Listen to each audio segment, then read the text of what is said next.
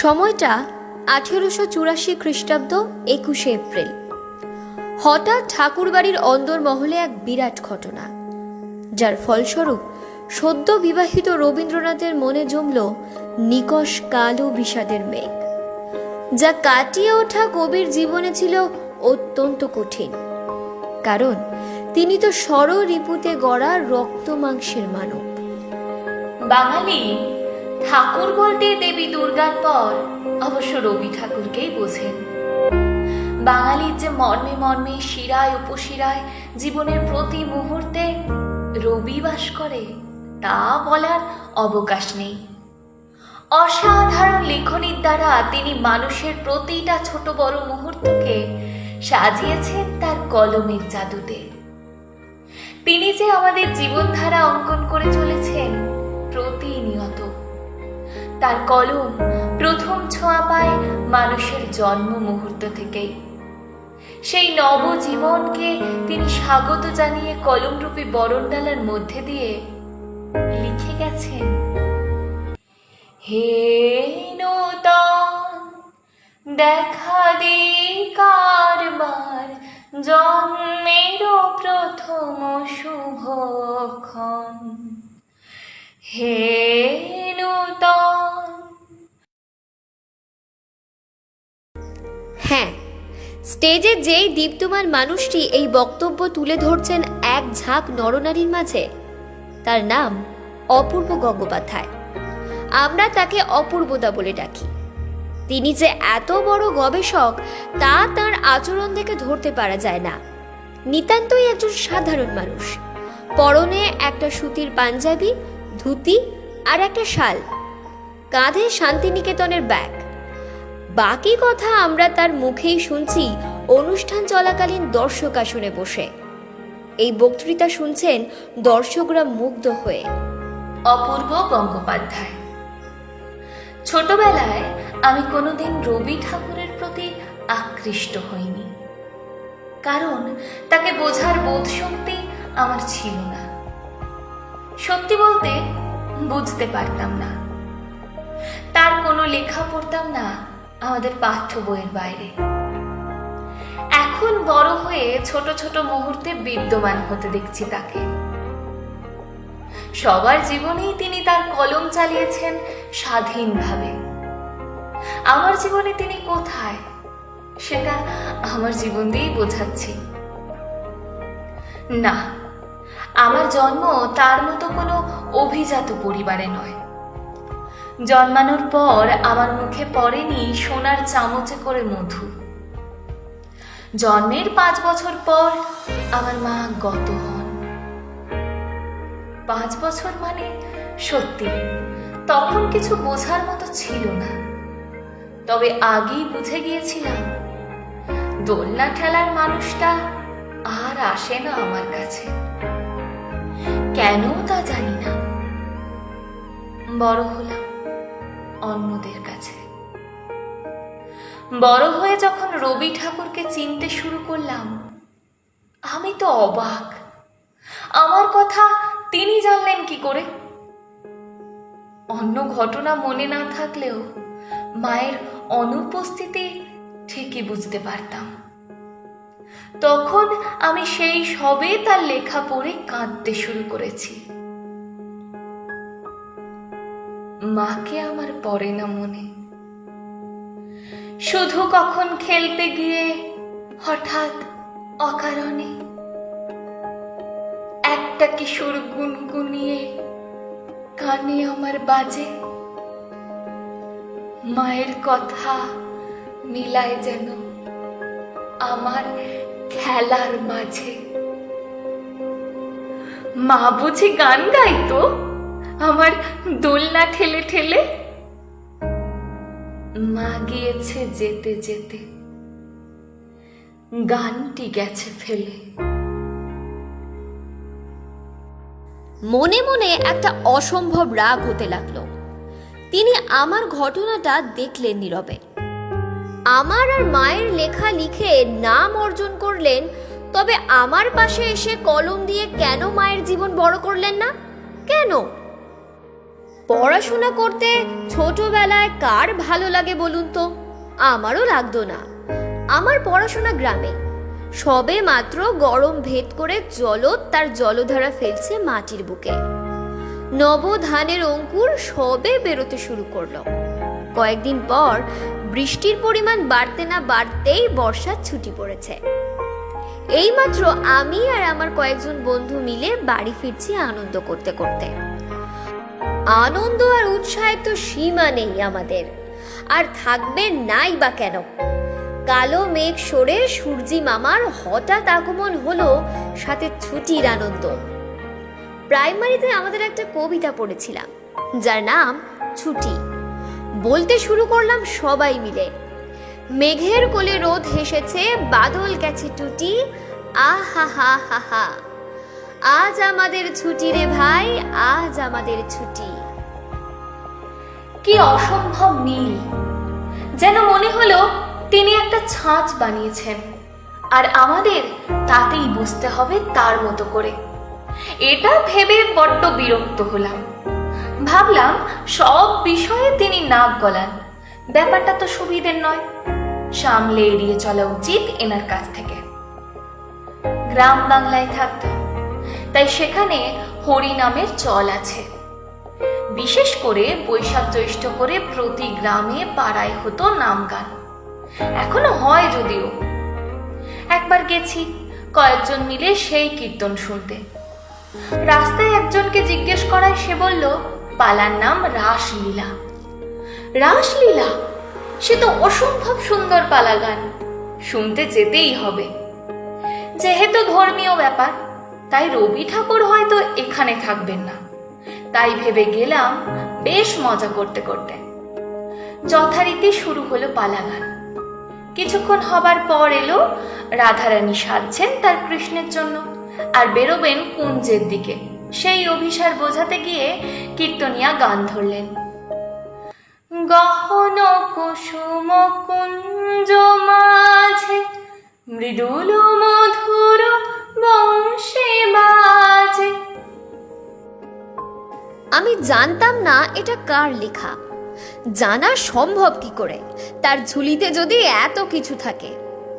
সকলে জানতো আমি রবীন্দ্রনাথ ঠাকুরকে এড়িয়ে চলি, তাই এই গান ধরতে আমি বিচলিত না দেখে তারা আমার সামনেই বলছে, কি অপূর্ব রবি ঠাকুর। আমি জিজ্ঞেস করলাম, এখানে তিনি কোথায়?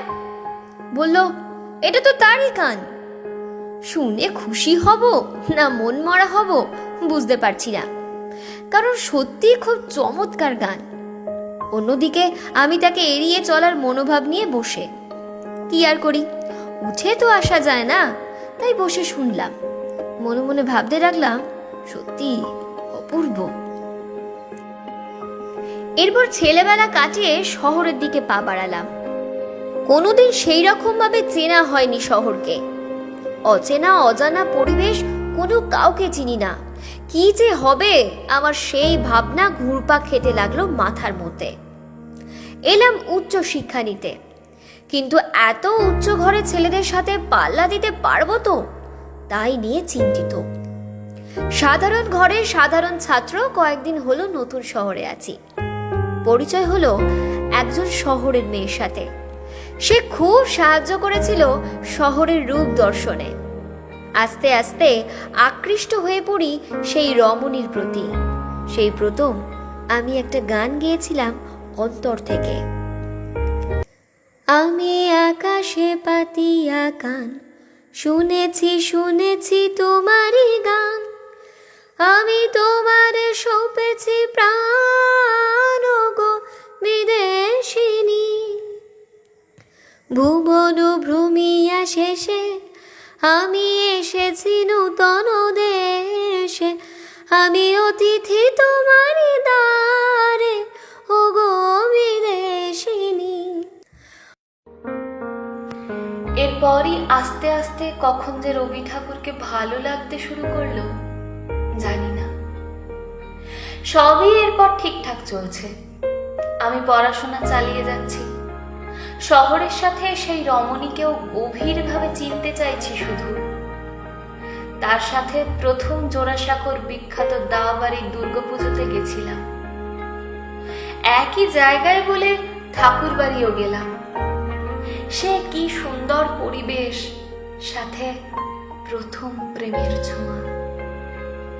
আমার প্রস্তাবে রাজি হলো সেই বিদেশিনী। জোড়াসাঁকোতে এবার আমরা প্রায় যেতে শুরু করলাম। কয়েক মাস পর বাড়িতে জানতে পারলে রাজি হলো না তার পরিবার। কারণস্বরূপ অনেক কিছু দেখালো তারা। যথারীতি জোড়াসাঁকোর দিকে দুজনে চলার পথ থামাতে হলো আমাদের সেখানে।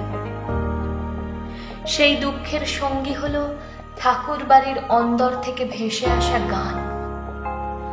যত বলি নাই রাতে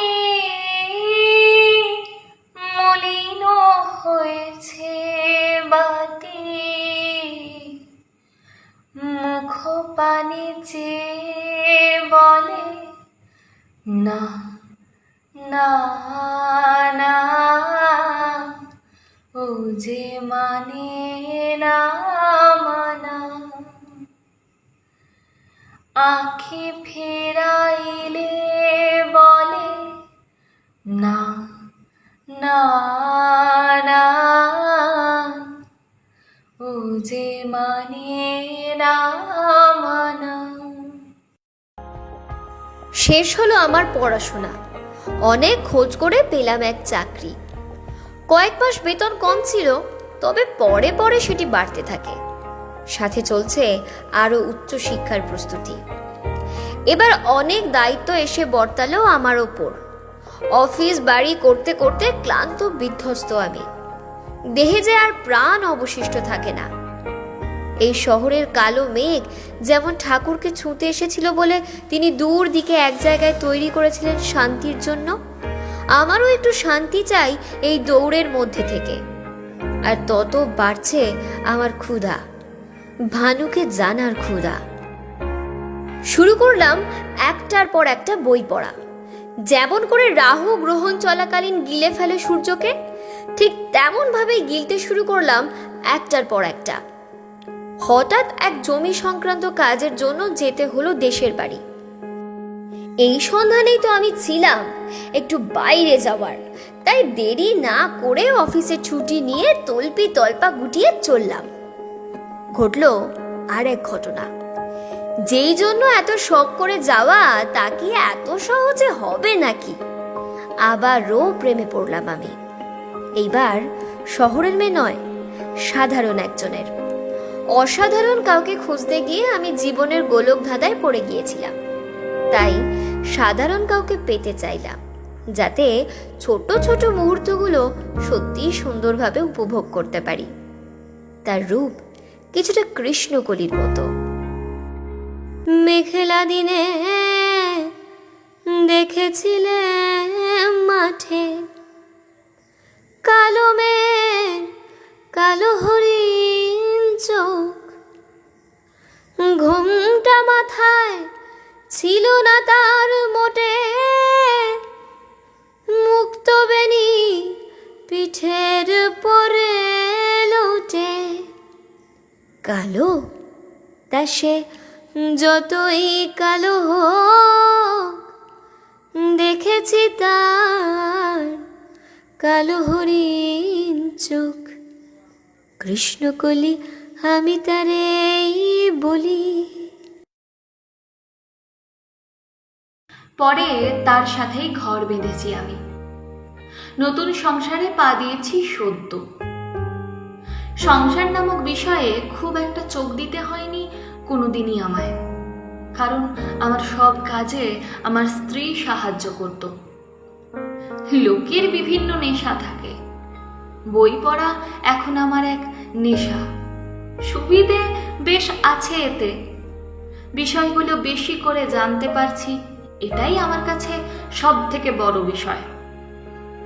এমন সময় চোখে পড়ল কাদম্বরী দেবী আর ঠাকুরকে নিয়ে ঠাকুর বাড়ির অন্দরমহলের কানাঘুষো সেই কথাগুলো। মনে মনে অনেক ভেবেছিলাম এটা নিয়ে। পরক্ষণেই দেখা গেল 1884 ঘটনা। পারিবারিক কিছু কারণে কাদম্বরী দেবী আত্মহত্যা করলেন। এতদিন রবীন্দ্রনাথকে অসাধারণ ব্যক্তি বলে জানতাম, ভাবতাম, কিন্তু তার এই ঘটনার পর যে শোক পেয়েছিলেন তার গভীর ছাপ দেখলাম তার কাব্যে। তিনি অসাধারণ হয়েও সাধারণ না হলে এমন হয়তো সম্ভব ছিল না। অবশেষে উচ্চশিক্ষা করব রবি ঠাকুরকে নিয়ে, এটাই ঠিক করলাম। সবই চলতে লাগলো, আমার চাকরি, সংসার, পড়াশোনা। পরপর একটু একটু করে শুরু করলাম তার উপর আমার গবেষণা। ও হ্যাঁ, আমার পরিচয় তো দিলাম না। এখন আমি একজন গবেষক, গবেষণা করি প্রিয় সেই মানুষটার ওপর। আমার প্রতিটা মুহূর্তে তিনি বিদ্যমান। শুধু আমি কেন, সকলের জীবনে। মানুষের মৃত্যু না হওয়া পর্যন্ত তার কলম যে থামবে না। শেষে এই গানটি লিখে তার কলমের কালির সাথে আমাদের জীবন ফুরবে।